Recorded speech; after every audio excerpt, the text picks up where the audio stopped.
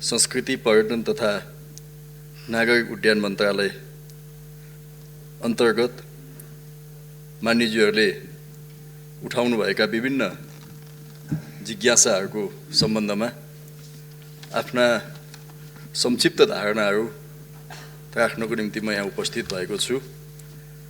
यो समयको लागि सम्माननीय अध्यक्षज्यू मार्फत सम्पूर्ण मान्यज्यूहरूलाई म धन्यवाद दिन चाहन्छु। मान्यज्यूहरू सबैलाई अवगतै छ, यो कोभिड-19 को कारणले सिङ्गो विश्व अहिले एक किसिमले भन्ने हो भने निकै नै कष्टसाध्य अवस्थामा गुज्रिएको छ। त्यसले हरेक देशका अर्थतन्त्रहरूलाई गम्भीर नकारात्मक असर पारिएका छन् र त्यसमध्ये पनि सबैभन्दा बढी यो पर्यटन क्षेत्रकोमा यसको असरहरू देखा परेका छन्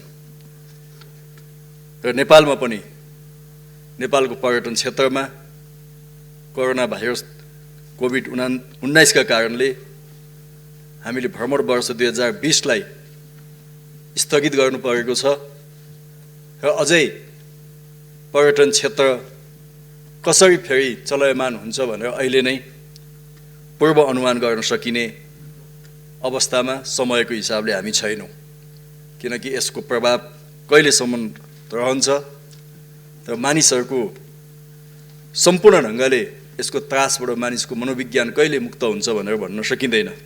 त्यसकारणले अहिले नै हामी यस विषयमा धेरै अनुमान लगाएर बोल्न सक्ने अवस्थामा छैनौँ।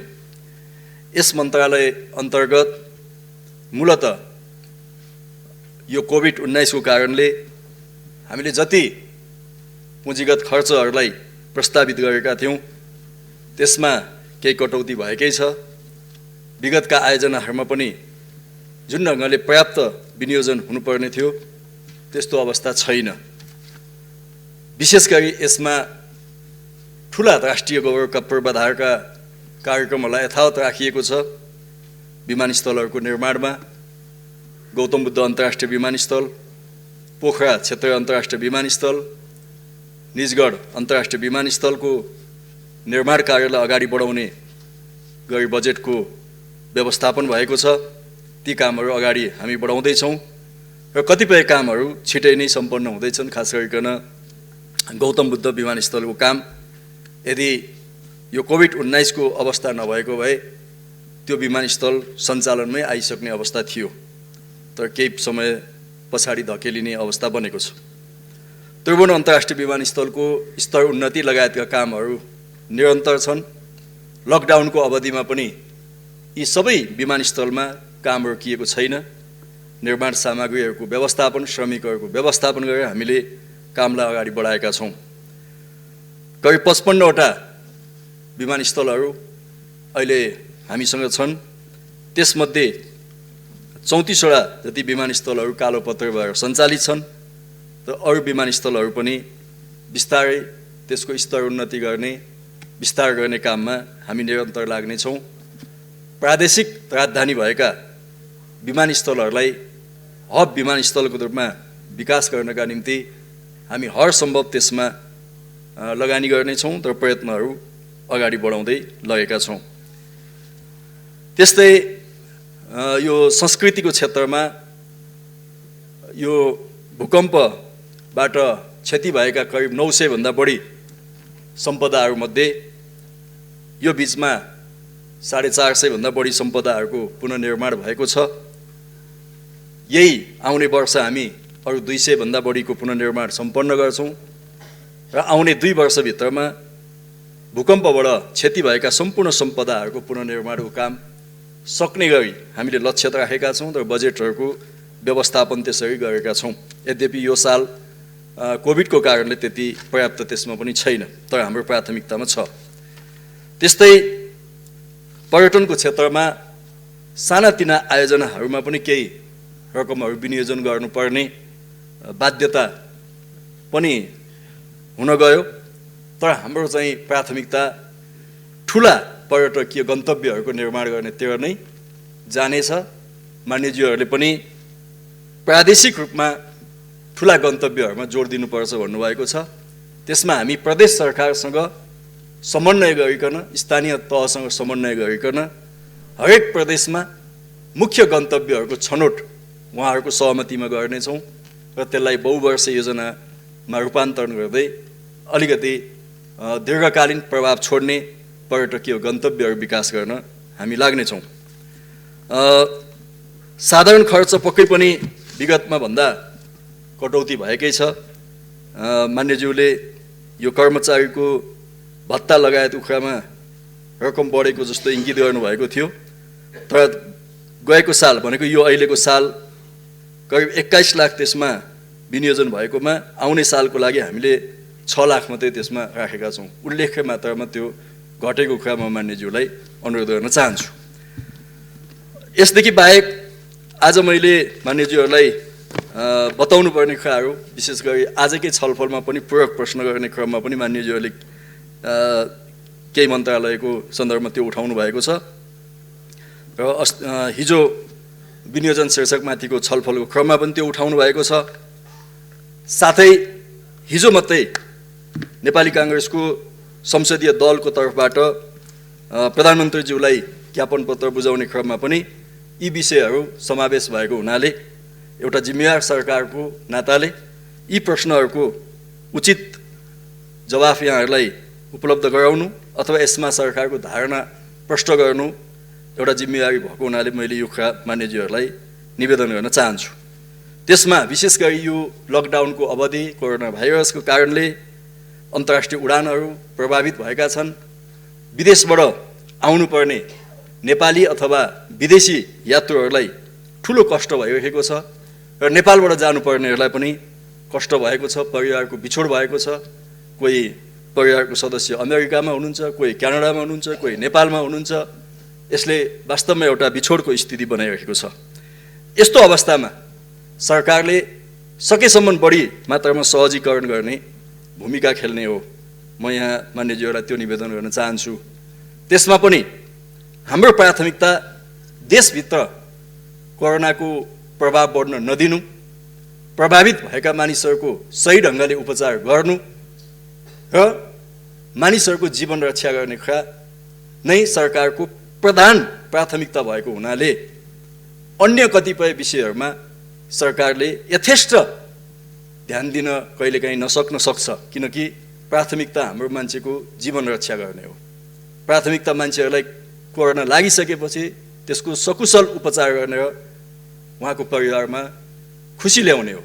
त्यसकारण सरकारको प्राथमिकता त्यता जान्छ। त्यो भइसकेपछि बजेटहरू पनि बढी त्यहाँ खर्च हुन्छन् भन्ने कुरा मान्यज्यूहरूले नबुझ्नु भएको होला भन्ने म ठान्दिनँ। मान्यज्यूहरूले त्यो बुझ्नुभएको छ। संक्षिप्तमा भन्दा यो लकडाउनको अवधिमा त्रिभुवन अन्तर्राष्ट्रिय विमानस्थलबाट अहिलेसम्म 108 वटा उडानहरू भएका छन्, अन्तर्राष्ट्रिय उडानहरू। त्यसमा प्यासेन्जर बोकेका यात्रु उडानहरू 66 वटा भएका छन् र कार्गो उडानहरू 42 वटा भएका छन्। यो यात्रु उडानबाट 11,856 जना प्यासेन्जरहरू, यात्रुहरू चाहिँ नि आउनुभएको छ र जानुभएको छ। यसमा करिब 649 जना, हिजोसम्मको डाटा हो, 649 जना यात्रुहरू विदेशबाट नेपाल आउनुभएको छ। त्यो अधिकांश नेपाली नै हुनुहुन्छ विभिन्न ठाउँबाट। र अरू चाहिँ 11,702 चाहिँ विदेशी नागरिकहरू र विदेशमा जानुपर्ने नेपाली नागरिकहरू यहाँबाट उडान गर्नुभएको छ। म मान्यज्यूहरूलाई त्यो निवेदन गर्न चाहन्छु।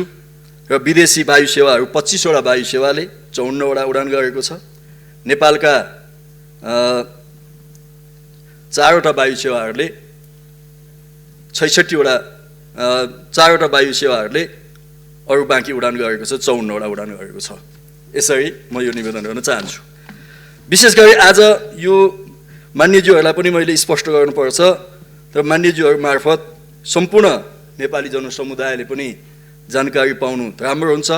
साथै विदेशमा बस्ने दुःख पाएका हाम्रा नेपाली दाजुभाइ दिदीबहिनीहरूलाई पनि यो विषय प्रष्ट हुनुपर्छ भनेर मैले अलिकति यो विदेशबाट आउने फर्किने नेपालीहरूको व्यवस्थापनको बारेमा केही प्रश्न बनाउनु पर्ने हुन्छ।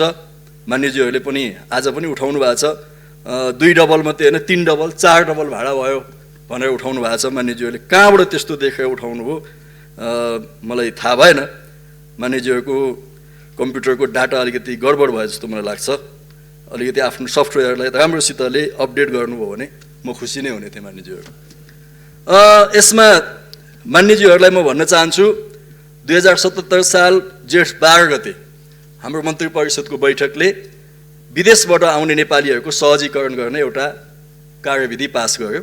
त्यो कार्यविधि मानिसहरूलाई थाहा छँदैछ। त्यसमा प्राथमिकता तोकिएको छ, कस्ता मानिसहरूलाई कस्ता नेपालीहरूलाई पहिलो प्राथमिकतामा राख्ने त्यो प्राथमिकता तोकिएको छ र त्यो प्राथमिकताको आधारमा सम्बन्धित देशमा रहेको नेपाली नियोग दूतावास अथवा कूटनैतिक नियोगले प्राथमिकता क्रममा यात्रुहरूको नामावली तयार गर्छ र त्यो नामावली हाम्रो परराष्ट्र मन्त्रालयमा पठाउँछ। परराष्ट्र मन्त्रालयले त्यसलाई आवश्यक छानबिन गरेर स्वीकृत गर्छ र त्यसको निम्ति कस्तो खालको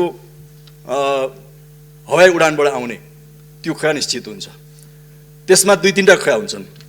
एउटा कुनै पनि कम्पनीले त्यहाँ काम गरेका श्रमिकहरूलाई निशुल्क आफ्नो खर्चमा काठमाडौँसम्म उतार्छ, त्यो उसको खर्च हुन्छ। अर्को एउटा सम्बन्धित देशले पनि आफ्नो खर्चमा मानिसहरूलाई काठमाडौँसम्म ल्याउने काम गर्छ, त्यो पनि उसको खर्च हुन्छ। त्यो हामीले खर्च गर्नु पर्दैन, कम्पनीको पनि हामीले खर्च गर्नु पर्दैन।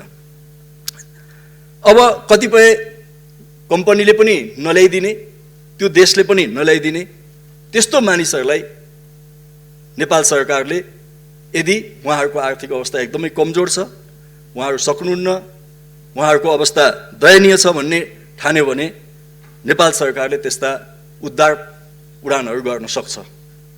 चौथो विकल्प हामीले आजको सन्दर्भमा सकेसम्म सस्तोमा हवाई भाडा दर तोक्छौँ र त्यो हवाई भाडा दर आफै टिकट काटेर आउनुपर्ने यो खालको क्याटेगोरीको हुन्छ। यसरी हामीले विभिन्न ढङ्गले छुट्याएका छौँ।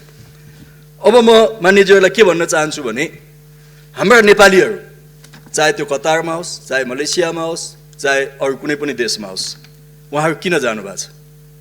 आफ्नो रगत त्यहाँ बगाउनु भएको छ, पसिना बगाउनु भएको छ, परिवारसँग बिछोड भएको छ, अनेक सामाजिक तनावहरू त्यसबाट उत्पन्न भएका छन्। त्यसका बावजुद पनि 18 घण्टा 20 घण्टा त्यहाँ काम गरेर रगत पसिना त्यहाँ बगाउनु भएको छ। त्यहाँको वैभव, त्यहाँको समृद्धि, त्यहाँको चाहिँ खुसियालीका निम्ति हाम्रा नेपाली नौजवान साथीहरूले रगत पसिना बगाएका छन्। जब उनीहरूलाई अप्ठ्यारो पर्छ भने त्यो देशको दायित्व हुन्छ कि उनीहरूलाई सकुशल मानवीय व्यवहार गर्ने। पहिलो कुरा त म भन्न चाहन्छु हाम्रो संसदले त्यो कुरा उठाउनुपर्छ, हाम्रो नेपाली जनसमुदायले त्यो कुरा उठाउनुपर्छ। तपाईँको खुसीका निम्ति हाम्रो नेपालीहरूले रगत पसिना बगाए, आज अप्ठ्यारो परेको बेला तपाईँले सडकमा फाल्न पाउनुहुन्न। तपाईँले ILO कन्भेन्सनमा सही गर्नुभएको छ, तपाईँले श्रम सम्झौतामा सही गर्नुभएको छ भने त्यो तपाईँको दायित्व हो। हाम्रो संसदले त यो पो कुरा उठाउनुपर्छ जस्तो मलाई लाग्छ। त्यसो भने एउटा दबाब सिर्जना हुन्छ। तर जे भए पनि हामीले यो पनि म मान्यज्यूहरूलाई भन्न चाहन्छु, कतिपय देशहरूले आफ्नो नागरिकहरूलाई यहाँबाट लानुभयो, नेपाली पनि जानुभएको छ। अमेरिका जाँदा झन्डै $3000 टिकट काटेर यहाँबाट जानुभएको छ। त्यो हाम्रो सरकारले तोकेको भाडा दर होइन। क्यानाडा जाँदा $3500 भन्दा बढी उठाइएको छ। अस्ट्रेलिया जाँदा $2200-2500 पनि पैसा उठाइएको छ। जापान जाँदा $1000, $1200, $1500 पनि पैसा उठाइएको छ। हङकङ जाँदा $800 भन्दा बढी उठाइएको छ। यसमा हामी कोही पनि बोल्दैनौँ, किनकि यो ठुला देशको मामला हो, विदेशी एयरलाइन्सहरूको मामला हो। हामी यसमा बोल्दैनौँ किनभने डराउँछौँ। ठुला देशको कुरा हो, के गर्ला पछि भिसा नदेला कि त्यहाँ जाँदा डर लाग्छ हामीलाई। तर यही भइरहेको छ। त्यही ठाउँमा हामीले भाडा तोकेका छौँ $550 हङकङ जाने, जबकि त्यहाँ चाहिँ $800, $1000 भाडा उठाएर लगियो। हामी बोलेनौँ, नेपाल एयरलाइन्सले $500 लिएर आउँछ भन्दाखेरि नारा जुलुस भइरहेको छ। अनि मान्यज्यूहरू भन्नुहुन्छ 3 डबल भाडा उठायो। यो तोकेको हामीले यही हो, योभन्दा बढी हामी उठाउँदैनौँ। अझ म भन्न चाहन्छु कि भाडा दर अनियमित ढङ्गले ट्राभल एजेन्सीहरूले उठाइरहेका छन् एजेन्सीहरूले भन्ने कुरा हामीले थाहा पाएपछि मैले मन्त्रालयमा एउटा कमिटी बनाएर छानबिन गर्न लाग्छु र मैले भनेको छु यदि अनियन्त्रित ढङ्गले भाडा दर उठाइएको छ भने सप्रमाण हामी त्यो हेर्छौँ। त्यस्ता ट्राभल एजेन्सीहरूको लाइसेन्स खारेज हुन्छ, तिनीहरूलाई फेरि काम गर्न नदिने गरी कारबाही गरिन्छ। किनकि ब्रह्मलुट गर्न कहीँ पनि पाइँदैन। सरकार भनेको नियमनकारी निकाय हो, त्यसले नियमन गर्छ। त्यसकारणले हामीले त्यसरी तोक्यौँ। जापान जानेले $1200-1500 तिरेर गए, हामीले नेपाल एयरलाइन्सको भाडा तोक्यौँ $935। म मान्यज्यूहरूलाई सोध्न चाहन्छु, $935 बढी हो कि $1200 बढी हो? हामीले अस्ट्रेलियाको भाडा दर तोक्यौँ $1615। अस्ट्रेलिया जानेले तिरेका छन् $2200-2500सम्म। अब हामीले भन्यौँ $1615 भन्दा लिन पाइँदैन। हाम्रो नेपाल एयरलाइन्सले $1615 अस्ट्रेलियामा गएर नेपालीहरूलाई लिएर आउँछ। कहाँको $1615, कहाँको $2500। अनि मान्यज्यूहरूले यो कुरालाई त राम्ररी हेर्न सक्नु भएन जस्तो मलाई लाग्छ। त्यस्तै कोरियाको EPS प्रणालीबाट जाने नेपालीहरूसँग $1200 उठाइयो। हामीले त्यसमा अब्जेक्सन गर्यौँ र उताबाट आउने नेपालीहरूलाई हामी ल्याउँछौँ भनेर कोरियन एयरले हामीलाई भन्यो, चिठी पठायो हाम्रो सिउल स्थित दूतावास मार्फत र उसले $1000 भाडा प्रस्तावित गर्यो। हामीले सोध्यौँ उसले नेपालबाट प्यासेन्जर लान्छ कि लाँदैन? लान्छ। लान्छ भने $1000 महँगो भयो। वान वे भने पनि महँगो भयो, एकपट्टि मात्रै आउने भने नि महँगो भयो। नेपालबाट पनि प्यासेन्जर लान्छ भने झन् महँगो हो। हामी $1000 स्वीकृत गर्दैनौँ। त्यसपछि फेरि चिठी पठायो हाम्रो एम्बेसी मार्फत, उसले $750 ल्याउँछु भन्यो। हामीले त्यो 750 पनि काठमाडौँबाट प्यासेन्जर उठाउने हो भनेर उताबाट पनि उठाउने हो भने महँगो हुन्छ भन्यो। हिजो मात्रै आएर उहाँहरूले $625 ल्याउँछु भन्नुभयो कोरियन एयरले। तर हामीले भन्यौँ $600 ल्याउनुहोस्। $600 ल्याउँदा पनि उसले यताबाट पनि प्यासेन्जर लान्छ। त्यो कुरा हामी देख्दैनौँ। उसले कति कमाइरहेको छ त्यसलाई हामी देख्दैनौँ। बिचरा एउटा घिटिपिसे ढङ्गले खुट्टा टेकिएको नेपाल एयरलाइन्समाथि सबैको आँखा लाग्छ। अरूले कसरी कमाइरहेका छन् त्यतातिर हामी ध्यान दिँदैनौँ। त्यसैले म मान्यज्यूहरूलाई त्यो प्रश्न गर्न चाहन्छु। त्यस्तै यो UAE को एयर अरेबियाले उसले यताबाट प्यासेन्जर बोक्नको निम्ति अनुमति मागेको थियो। हामीले ठिक छ आउनुहोस् भन्यौँ। साथै उताबाट पनि प्यासेन्जर ल्याउँछु भनेपछि तपाईँको भाडा दर कति हो भनेर सोद्धाखेरि $500 भन्यो UAE को लागि। हामीले भन्यौँ $500 महँगो हुन्छ। जबकि नेपाली एयरलाइन्सलाई हामीले कति तोकेका छौँ भन्दाखेरि UAE को लागि जम्मा $360 तोकेका छौँ। हामीले भन्यौँ $360 मा तपाईँ प्यासेन्जर ल्याउनुहुन्छ भने आउनुहोस् भन्यो। उसले यसमा मानेको छैन, किनभने $360 मा हामीलाई नाफा हुँदैन भन्छ। जबकि हाम्रो नेपाली एयरलाइन्सले $360 मा ल्याउँदैछ, त्यहाँबाट उद्धार गरेर ल्याउँदैछ। त्यसलाई पनि हामीले ठिक ढङ्गले बुझेनौँ। बङ्गलादेशको $165, कतारको $392, जबकि एउटा सामान्य अवस्थामा पनि यो भाडा दर चाहिँ योभन्दा धेरै महँगो हुने स्थिति बन्छ। तर आज हामीले नेपालीहरूलाई नै उद्धार गर्ने कुरा हो, त्यसैले सकेसम्म रनिङ कस्टमा खर्च मात्रै उठ्ने गरी धेरै नाफा नराख्ने गरी चाहिँ नि ल्याउनुपर्छ भनेर नेपाल एयरलाइन्सलाई हामीले भनेका छौँ। म मान्यज्यूहरूलाई त्यो स्पष्ट गर्न चाहन्छु। हामीले अमेरिकाबाट पनि युरोपबाट पनि नेपाली आउँदैछन्, जबकि त्यहाँ पहिले अमेरिका जाँदा चाहिँ $3000 पनि तिरेर गइयो। तर हामीले तोक्यौँ। अब कुनै पनि एयरलाइन्सले अमेरिकाबाट नेपाली ल्याउँछ भने $1500 देखि $1600 भन्दा बढी लिन पाउँदैन। यसमा सम्बन्धित एयरलाइन्सले पनि सहमति जनाएका छन् र उनीहरूले यही अनुसार उडान गर्छन्।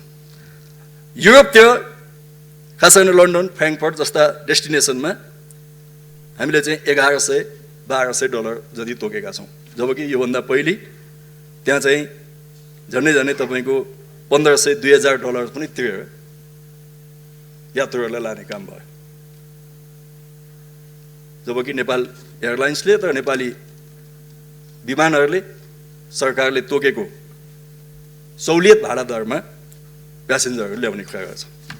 त्यसैले म मान्यज्यूहरूलाई के भन्न चाहन्छु भने हामी नेपाली भएर हेर्दाखेरि हाम्रा नेपाली वायुसेवाहरूलाई फाइदा पुगोस्, तिनीहरूको आर्थिक अवस्था राम्रो बनोस्, हामीले हेर्ने कुरा त त्यही नै हो जस्तो लाग्छ। केही साथीहरू, युवा साथीहरू नेपाल एयरलाइन्समा धरना बस्न जानुभयो, त्यहाँको अध्यक्षलाई हप्की गर्नुभयो। तर ती मित्रहरू कुनै पनि ठुलो देशको एयरलाइन्स अथवा बीचमा बसेर अकुत नाफा कमाएका ट्राभल एजेन्सीहरूसँग प्रश्न सोध्न पनि हिम्मत गर्दैन। तर हाम्रो एउटा बल्ल यसो चलिराखेको नेपाल एयरलाइन्समाथि धावा बोल्न जान्छन् र आफ्नो बहादुरी देखाउँछन्। त्यस्तोलाई मैले के भन्नु खै। त्यस्तै मान्यज्यूहरू, हामी यो सानो देशको लघुताभासबाट मुक्त हुनुपर्छ। कुनै देशका प्रधानमन्त्रीले योगाभ्यास गर्नुस्, एकदम अर्गानिक खानुस्, प्रतिरोधी क्षमता बढाउनुस् भन्दाखेरि धेरैले प्रशंसा गरे। ओहो, प्रधानमन्त्री त यस्तो पो हुनुपर्छ, जनतालाई कन्भिन्स गर्ने, कोरोनाको विरुद्ध लड्ने। जब हाम्रो देशमा प्रधानमन्त्रीले पार्लियामेन्टमा आएर कोरोना विरुद्धको लडाइँमा कसरी इम्युनिटी पावर बढाउने भनेर नेपालका जैविक कुराहरूको प्रशंसा गर्दा धेरै मित्रहरू, बुद्धिजीवी मित्रहरूले, सांसद साथीहरूले पनि उडाउनु भयो। ओहो, हाम्रो प्रधानमन्त्रीलाई त कहाँबाट ज्ञान आएछ, हाम्रो प्रधानमन्त्रीको ज्ञान खोज्न हिँड्नु हो साथीहरू।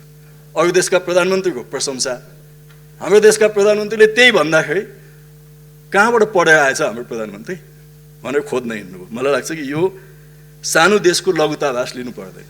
सत्य कुरा, चाहे त्यो सानो देश होस् चाहे ठुलो देश होस्, त्यो हामीले बोल्नुपर्छ। मलाई लाग्छ यही कुरा यहाँ पनि उपयुक्त हुन्छ जस्तो मलाई लाग्छ। जहाँसम्म यो वैदेशिक रोजगार कल्याणकारी कोषको कुरा छ, अघि श्रम मन्त्रीज्यूले पनि यसलाई प्रष्ट पारिसक्नुभयो। विदेशमा काम गर्न जाने, विशेष गरी खाडी र मलेसियामा काम गर्न जाने श्रमिकहरूले जाँदाखेरि केही निश्चित पैसा त्यहाँ जम्मा गर्नुहुन्छ र उहाँहरूकै पैसा हो।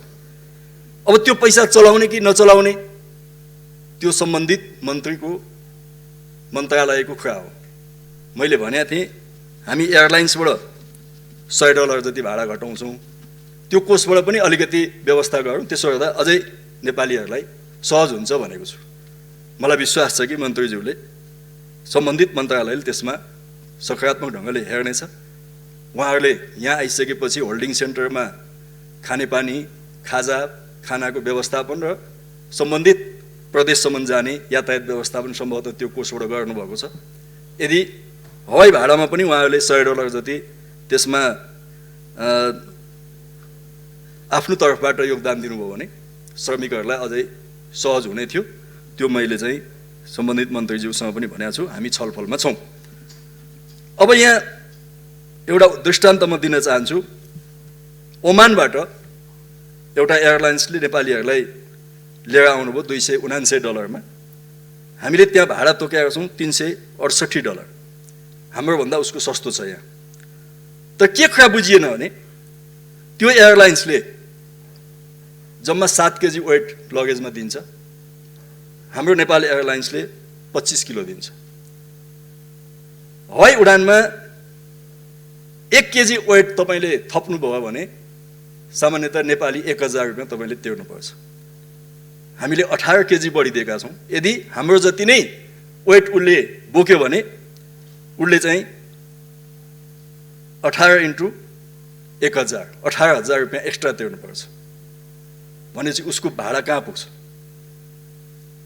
त्यो बजेट एयर हो, त्यसले एक गिलास पानी खान पनि दिँदैन। हाम्रो विमानले त्यहाँबाट यहाँसम्म आउँदा खाना खुवाउँछ, अरू पनि फ्लाइटभित्रको सर्भिसहरू उसले दिन्छ। मान्यज्यूहरूलाई यो सबै आज मैले बुझाउने मौका पाएँ, मलाई खुसी नै लागेको छ। यति कुरा बुझ्यौँ भने सायद हामी फेरि यो कुरा छलफल गर्नु पर्दैन जस्तो लाग्छ।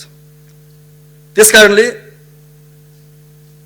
म सबै मान्यज्यूहरूलाई भन्न चाहन्छु, यस्तो अप्ठ्यारो बेलामा कसैले पनि अनावश्यक नागरिकहरूलाई दुःख दिनु हुँदैन।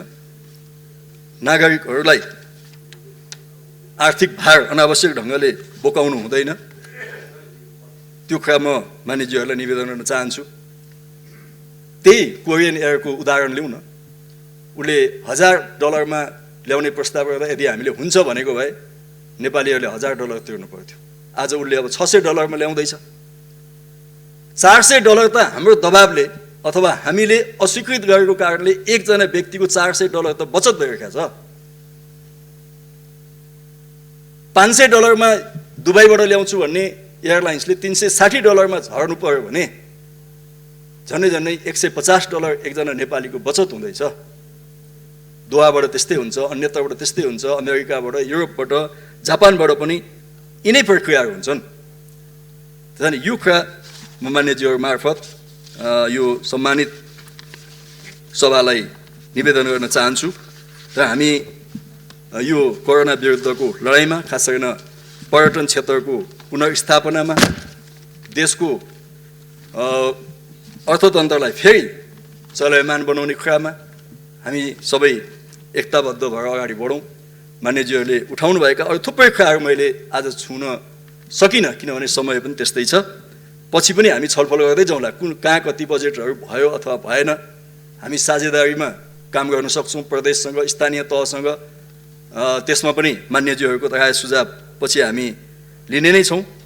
यति भनेर सम्माननीय अध्यक्षज्यू मार्फत यो संस्कृति पर्यटन तथा नागरिक उड्डयन मन्त्रालयमा जिज्ञासा राख्नुहुने सम्पूर्ण मान्यज्यूहरूलाई म धन्यवाद दिन चाहन्छु। धन्यवाद।